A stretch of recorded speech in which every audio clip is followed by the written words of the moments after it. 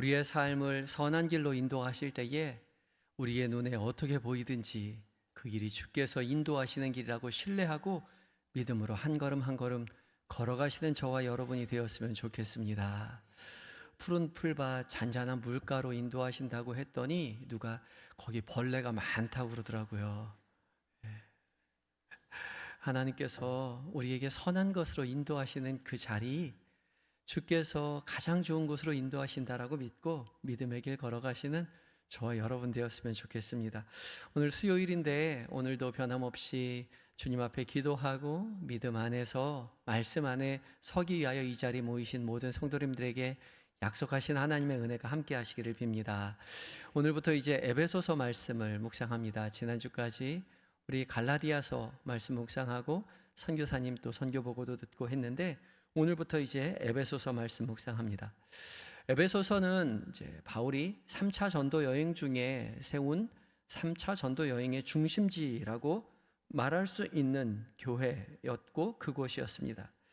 바울은 이 에베소에서 3년을 머물면서 복음을 증거하고 교회 사역을 했습니다. 아마도 바울이 사역한 곳에서 가장 오랜 기간 동안 사역한 곳이 바로 이 에베소가 아닐까 그렇게 생각해 봅니다. 에베소는 지금의 이제 튀르키예 서쪽 해안에 있는데요. 우리 지도를 한번 볼 수 있을까요? 우리 중심에 보면 에베소라고 있죠. 지중해에 이쪽 마게도냐와 그리고 아시아를 잇는 바로 터키의 서쪽 남부 지방에 보이는 해안가에 있는 도시입니다. 이 에베소는 기원전 9세기경 설립되었는데 항구 도시답게 이쪽 유럽과 아시아를 잇는 교두보 역할을 하기 때문에 지정학적으로 굉장히 중요한 곳이었고 또 교통로로서 굉장히 활발하게 무역이 발달된 곳이었습니다. 상업과 무역과 문화의 중심지가 저곳 에베소였던 것이죠. 그래서 기원전 9세기경 이 에베소의 도시가 설립되었고 로마 시대에서는 133년경 로마 제국이 이곳 에베소를 정복함으로써 로마의 지위를 갖게 되는 그런 아시아 지역의 수도로서의 역할을 하는 그런 지휘권을 갖게 되었습니다. 그만큼 정치, 경제, 종교의 중심지가 바로 이곳 에베소였죠. 이런 이유 때문에 많은 사람들이 이곳을 방문하였고 또 종교적인 많은 신전이 있었기 때문에 이곳으로 성지순례를 오는 사람도 많이 있었습니다.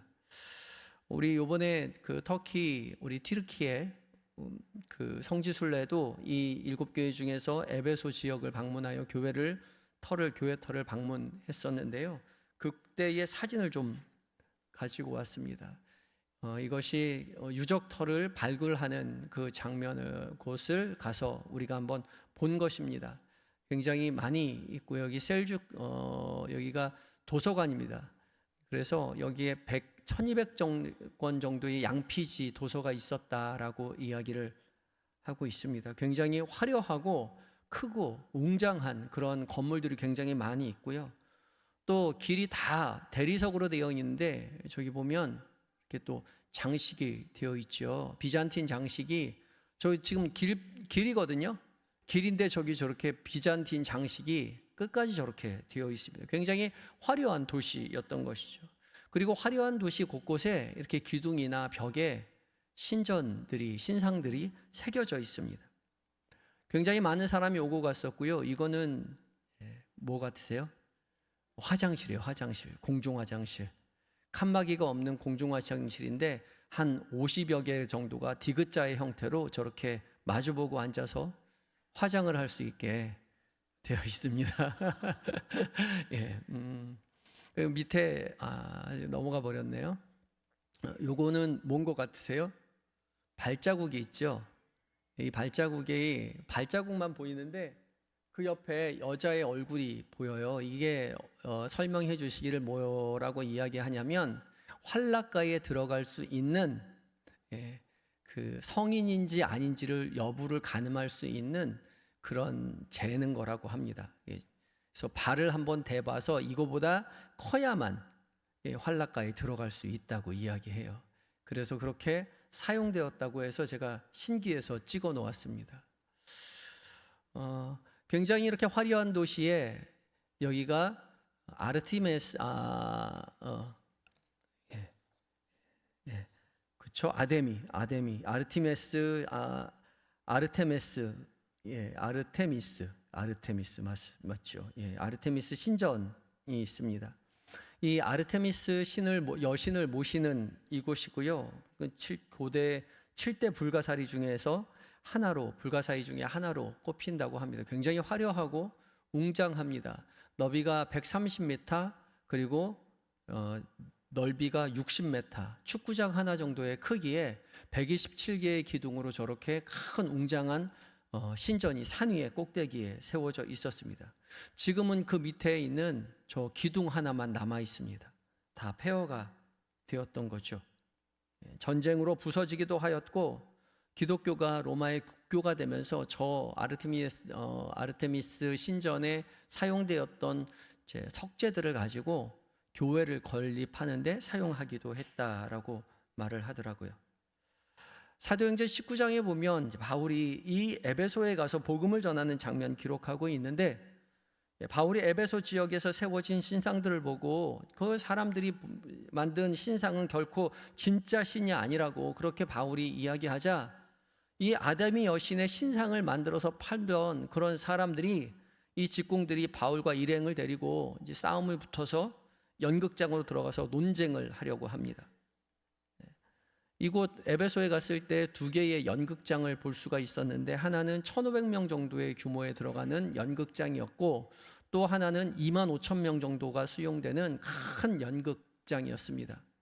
이 연극장에서 많은 사람들이 회의를 하고 민의를 하였다라고 그렇게 말을 하더라고요.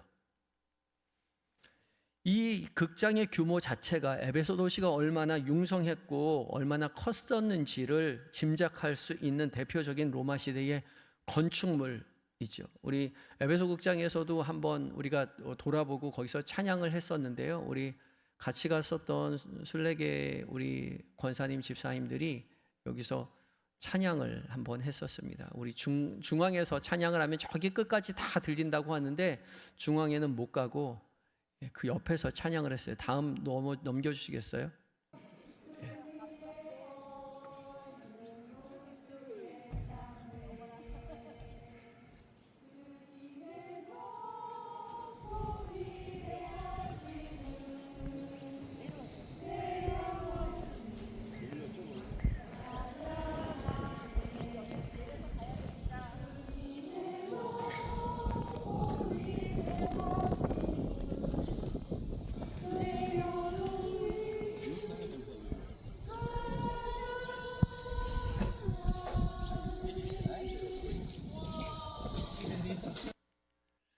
이 25,000명 정도 수용되는 극장이라고 얘기하는데, 제가 조금 일찍 돋은 바람에 저는 그때 경기장 바깥에, 극장 바깥에 서 있었거든요.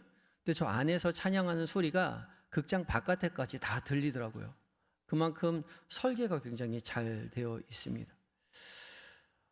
이 에베소는 굉장히 그 역사적으로 중요한 위치를 점하고 있었는데,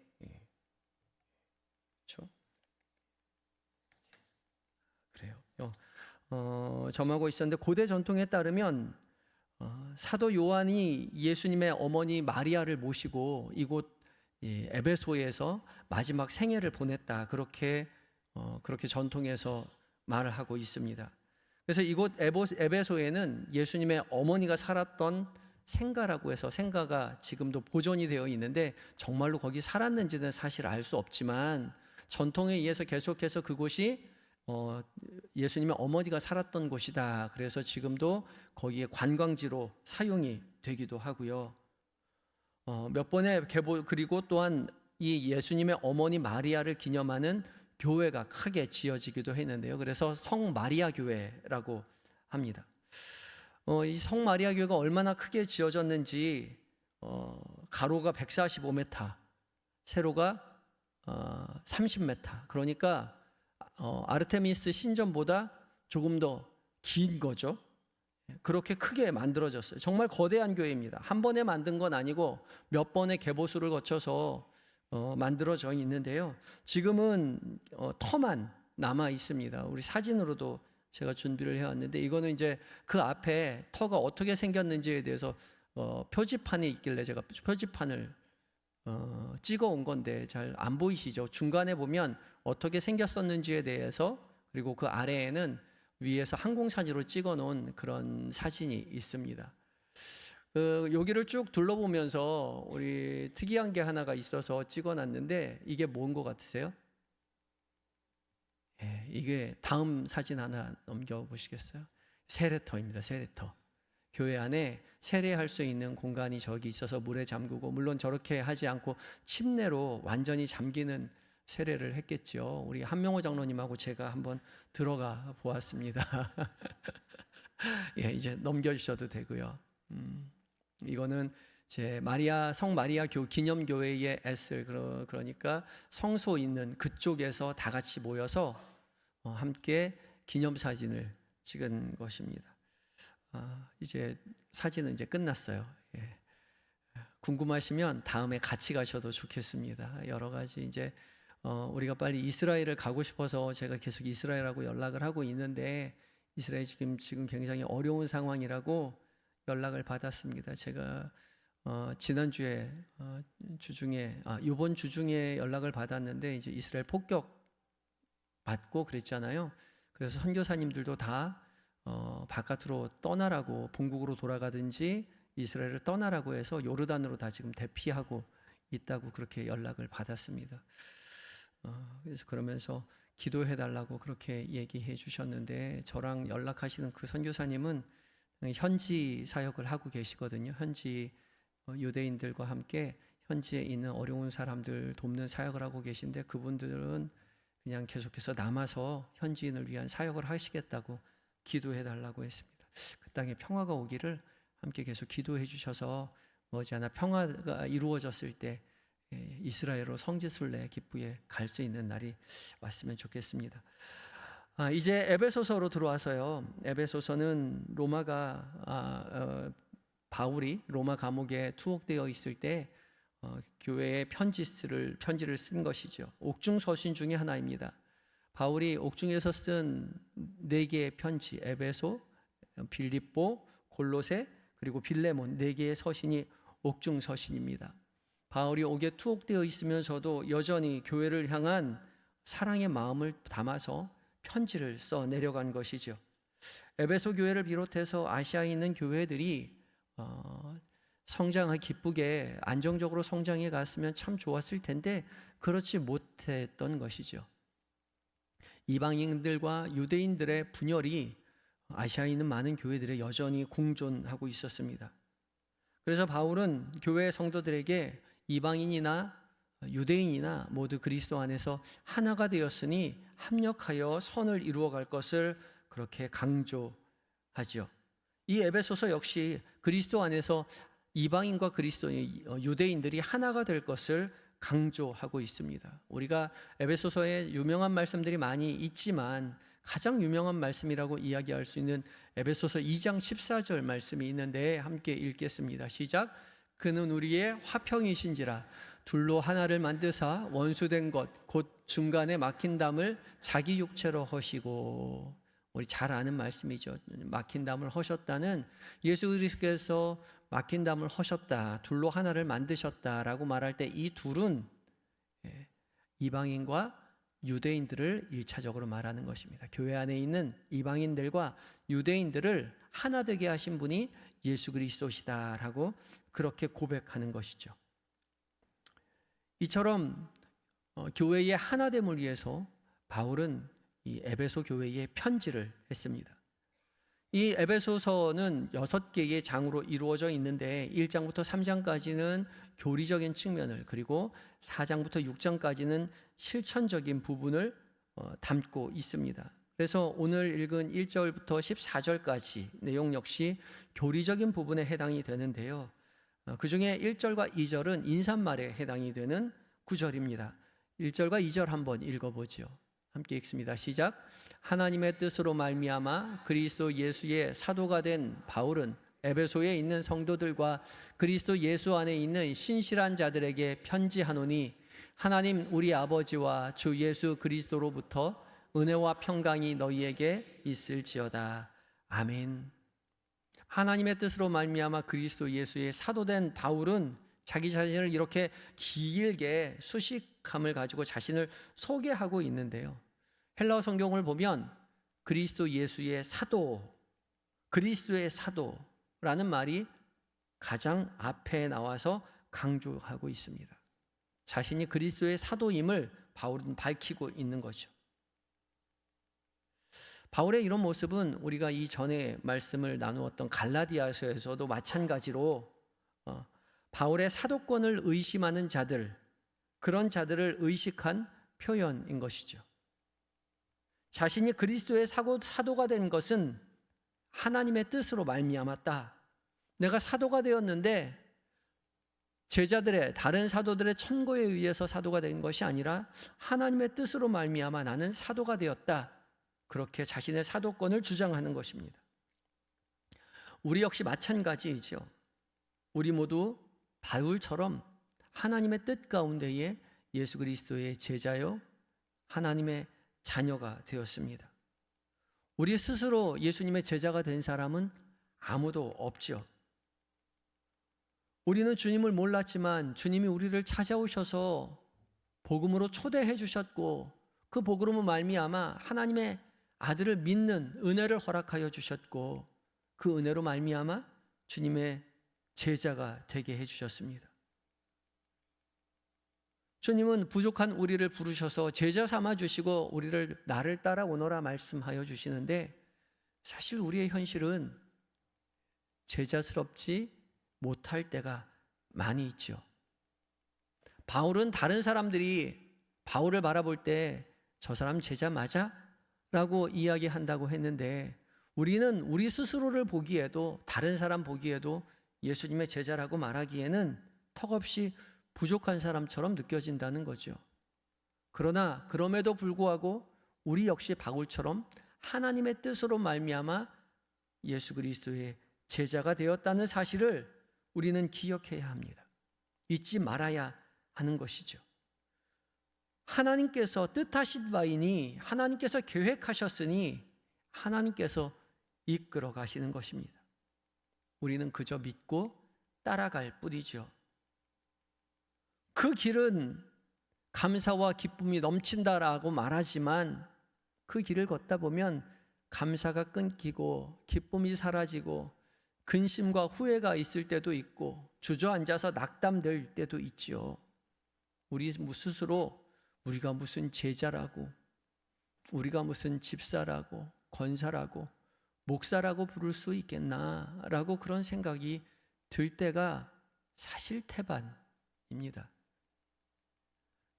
한번 밝힌 적이 있지만 저도 그래서 목사 되는 건 너무 두려워서 저는 고등학교 때, 중학교 때 제 장래 희망에 전도사라고 써놨었어요. 목사님은 너무 무거운 것 같아서. 근데 지나면서 전도사도 사실은 두렵더라고요. 그냥 저는 집사만 하면 딱 좋을 것 같은 거 있죠. 집사 정도면 그래도 할만할 것 같은 마음이 드는 거예요.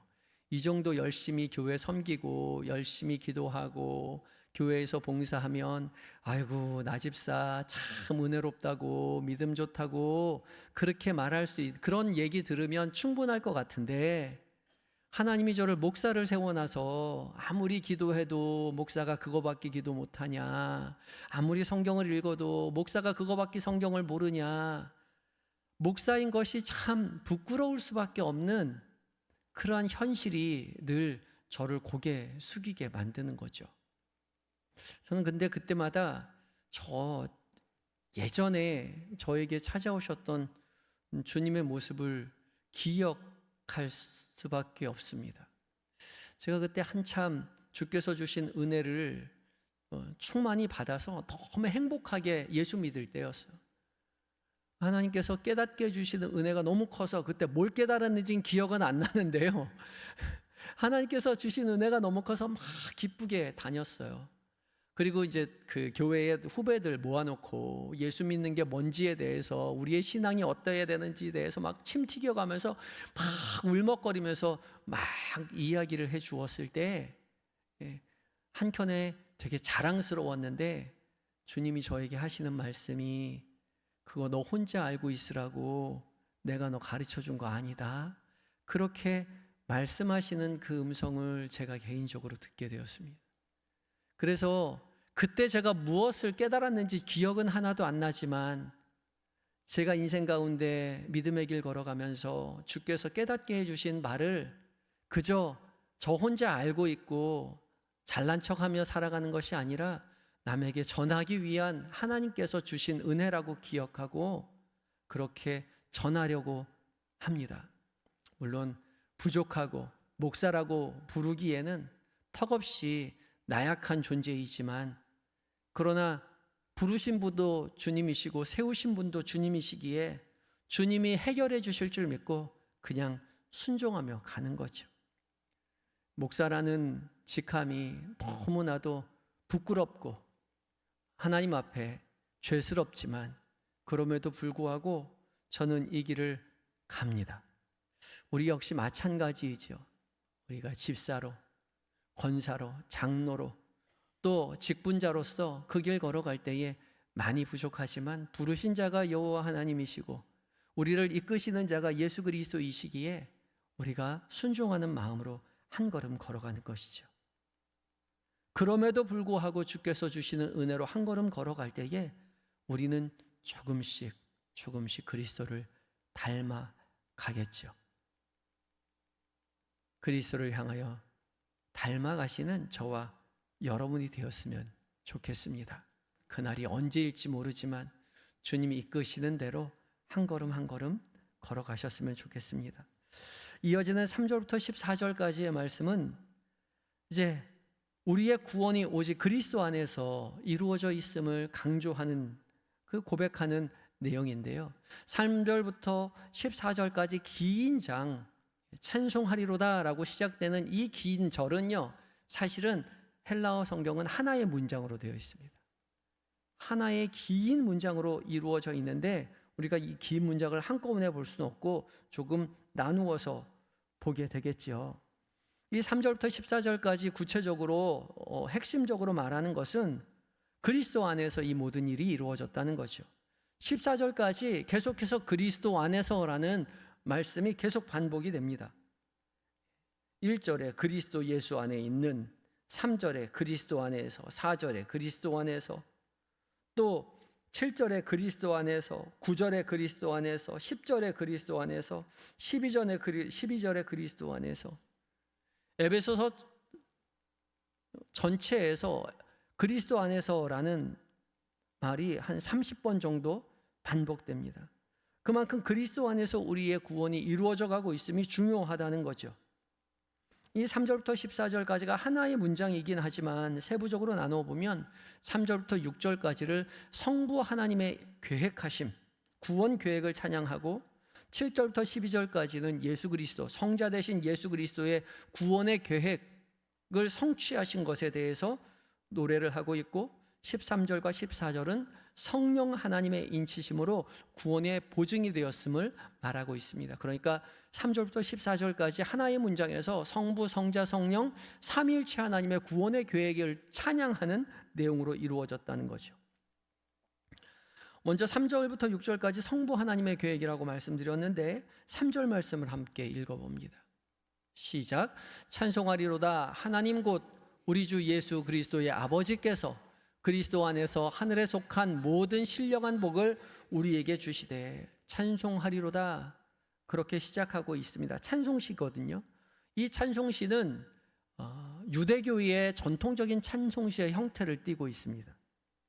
그러니까 바울이 교회를 세우고 교회를 이끌어 갈 때에 교회에서 어떻게 예배드렸나, 학자들이 연구해 보면 유대교 회당에서 예배드렸던 그 형식을 그대로 이제 교회가 받아들여서 그 형식 그대로 하였다는 거죠. 그래서 우리가 하고 있는 찬송시라든지 교회 우리가 예배에 드릴 때 있는 교동문이라든지 그러한 것들은 우리가 그냥 만들어낸 것이 아니라 예전부터 내려온 교회의 전통 안에 있었던 그런 찬송시의 형태입니다. 그런 찬송시의 형태로 그렇게 하나님을 찬양하는데 눈에 띄는 것은 하나님을 우리 주 예수 그리스도의 아버지라고 호칭하고 있다는 거죠. 아버지라고 합니다. 예수님을 하나님의 아들이라고 말하지 않고 그리스도 안에서 그렇으면 그리스도가 중심이니까 하나님의 아들이신 예수님이라고 말하지 않고 성부 하나님을 예수 그리스도의 아버지라고 표현하는 것이죠. 마치 요즘 프로야구 선수 중에 LA 다저스에서 활약을 하고 있는 유명한 선수가 있어요. 혹시 아세요? 이정후 선수라고. 원래 이정후 선수가요, 처음 소개될 때는 이종범 선수의 아들이라고 소개가 되었죠. 이종범 선수가 훨씬 유명한 야구 선수였기 때문에 이종범 선수의 아들 이정후라고 했는데, 지금은 LA 다저스에서 이정후 선수가 너무 크게 활약을 하다 보니까 이종범 선수한테 이야기하기를 이정후 선수의 아버지 이종범이다, 그렇게 수식어가 바뀌었다라고 이야기를 합니다. 강조점이 바뀐 거예요. 아버지에게서 아들로 바뀌었습니다. 그래서 성부 하나님을 예수 그리스도의 아버지라고 소개하고 있죠. 그런데 이 성부 아버지 되신 하나님께서 하늘에 속한 모든 신령한 복을 주시는데 어떻게 주시냐? 아들 되신 그리스도 안에서 주신다는 겁니다. 그리고 그리스도 안에서 주시는 복의 실체가 무엇이냐? 그 복의 실체에 대해서 이야기하는데 4절과 5절 말씀 읽어봅니다. 4절과 5절이요. 시작. 곧 창세전에 그리스도 안에서 우리를 택하사 우리로 사랑 안에서 그 앞에 거룩하고 흠이 없게 하시려고 그 기쁘신 뜻대로 우리를 예정하사 예수 그리스도로 말미암아 자기의 아들들이 되게 하셨으니. 아멘. 창세전에 그리스도 안에서 우리를 택하셨고 우리를 예정하셨다. 창세전에 구원받을 자들이 그리스도 안에서 선택되었다는 거죠. 인간이 죄를 지은 다음에 하나님이 구원하시기로 작정하신 것이 아니라 하나님의 구원 계획은 이미 이 땅이, 세상이 창조되기 전부터 이미 작정되었다는, 예정되었다는 말이죠. 하나님은 창조 계획 안에 이미 예수 그리스도를 통한 구원의 계획을 작정해 놓으셨다는 거죠. 사랑이신 하나님께서 자신의 아들을 내어 우리를 구원하시는 계획을 미리 세워 놓으셨다는 겁니다. 그리고 그것을 오히려 기뻐하셨습니다. 억지로 하신 것이 아니라 기쁨으로 예수 그리스도 안에서 우리를 하나님의 아들이 되는 권세를 주셨다는 거죠. 이 모든 구원의 계획이 오직 예수 그리스도 안에서 성취되고 있다, 그렇게 표현하고 있습니다. 그러니 지금 에베소 교회 교인들이 얻게 된 이 구원이라는 것은 바울이 전해 줘서 구원을 얻게 된 것이 아니라 그저 예수님의 이름으로 바로 수십 년 전에, 한 30년 전에 예수님이 이 땅에 오셔서 너희를 위해서 구원을 이루어 주셨다는 것이 아니라 이미 창세전부터 계획되었던 하나님의 계획하심이었다는 거죠. 이것이 복음입니다. 하나님께서 창세전부터 우리를 구원하시겠다는 작정을 하셨고 그것을 이루어 가시고 있다는 사실이 우리에게 복음이죠. 그리고 이 복음의 의미에 대해서 7절에 조금 더 자세히 설명하는데 7절 말씀도 읽어봅니다. 우리는 그리스도 안에서 그의 은혜의 풍성함을 따라 그의 피로 말미암아 속량 곧 죄사함을 받았느니라. 성부 하나님께서 창세전부터 계획하신 그리스도 안에서 우리를 구원하신다는 그 계획은 예수 그리스도의 피로 말미암아 우리를 속량한다는 거죠. 우리가 얻은 죄사함은 결코 공짜가 아니라는 말입니다. 하나님의 아들이신 예수 그리스도의 피 흘림, 그 값비싼 구원의 은혜로 말미암아 우리가 새로운 생명을 얻게 되었다는 거죠. 유월절 어린 양의 피를 문설주에 바른 집마다 죽음을 면하고 살아남게 된 것처럼 하나님의 아들이신 예수 그리스도의 십자가의 피로 말미암아 우리가 구원을 얻게 되었다는 거죠. 그걸 결코 잊어서는 안 된다는 거죠. 우리가 얻게 된 구원, 우리가 얻게 된 이 구원으로 말미암는 신앙의 발자취, 발걸음들, 이 걸음들이 값비싼 구원의 은혜로 말미암았다는 사실입니다. 그래서 우리가 결코 이 구원을 소홀하게 여기고 훼손시켜서는 안 될 것이라는 거죠. 은혜에 보답하기 위해서 우리도 열심으로 우리를 위해서 십자가에 달려 죽으신 예수 그리스도 안에서 하나님의 자녀답게 거룩하게 성결하게 교회가 흩어지지 아니하고 하나 되어 믿음의 길 걸어가라, 그렇게 말하는 것입니다. 그리고 그 일을 위해서 성령 하나님께서 우리를 도와주시겠다 약속하시지요. 13절과 14절인데요. 함께 읽어봅니다. 시작. 그 안에서 너희도 진리의 말씀 곧 너희의 구원의 복음을 듣고 그 안에서 또한 믿어 약속의 성령으로 인치심을 받았으니 이는 우리의 기업의 보증이 되사 그 얻으신 것을 속량하시고 그의 영광을 찬송하게 하려 하심이라. 아멘. 약속의 성령으로 인치심을 받았다. 인침은 인장을 찍었다는 거죠. 양피지에 도장을 찍듯이, 촛농을 녹여서 도장을 찍듯이 인치심을 받았다는 것이죠. 왕의 도장을 찍는 행위는 고대 근동에서 왕의 소유권임을 확인하고 왕의 권위와 능력을 보장하는 것입니다. 그러니까 우리가 믿음의 길을 걸어갈 때에, 은혜 아래 살아간다고 할 때에, 구원을 향하여 달려갈 때에 우리 혼자 가는 것이 아니라 하나님께서 도장 찍어 주셨다는 거죠. 약속하신 성령의 인치심으로 말미암아, 그리고 또한 우리에게 보증이 되어 주셨다고. 하나님께서 책임지시겠다고 도장 찍고 보증이 되어 주셨습니다. 그러니 우리가 할 수 있는 것은 오직 믿는 일입니다. 따라 나서는 일이에요. 눈에 보기에는 우리가 여전히 부족하고 연약하고 그렇게 보이지만 성부, 성자, 성령 하나님이 연합하여 오직 예수 그리스도 안에서 우리를 구원하신 그 은혜, 그 은혜를 믿고 늘 성령의 보증하심 속에서 믿음의 길을 도우신다는 사실도 신뢰하고 세상의 방식이 아닌 하나님의 방식으로 믿음의 길을 걸어가야 한다는 것이죠. 이 땅을 살아가는 우리가 예수 그리스도의 제자됨으로, 하나님의 자녀됨으로 살아간다고 말하기 너무나도 턱없이 부족하지만 우리의 능력이 아니라 하나님의 약속에 힘입어서, 보증에 힘입어서, 성령님의 도우심에 힘입어서